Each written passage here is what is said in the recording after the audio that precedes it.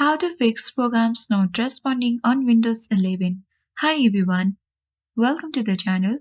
This is Rose and without further ado, let's dive right into the video. First of all, click on Windows search icon at bottom left and search for settings. Once you find in the option, click on open at right side.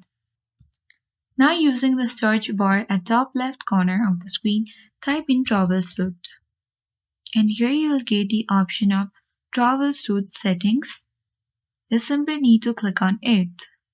And now you have to select the options of Additional Troubleshooter or simply Auto Troubleshooters. Locate the option for Program Compatibility Troubleshooter. And once you find it, you simply need to click on Run button next to it and then select the button. Select the program that's causing the issue, for example, Google Chrome, and you have to click next to start detecting the problem. And once you have done that, you simply need to apply the recommended settings. So after deletions, after detection, you can select try recommended settings and click test the program to ensure it's working correctly. Once the program runs smoothly, you can click save the settings for this program to finalize the fix. Simply you can locate those options and follow the process.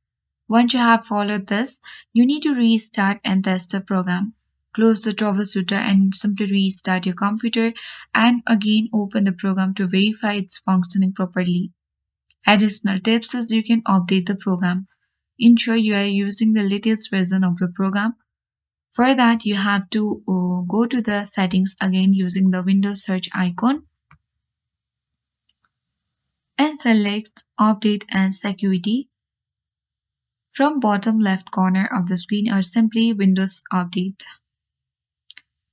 If there is any, you can click on check for updates and install if there is any.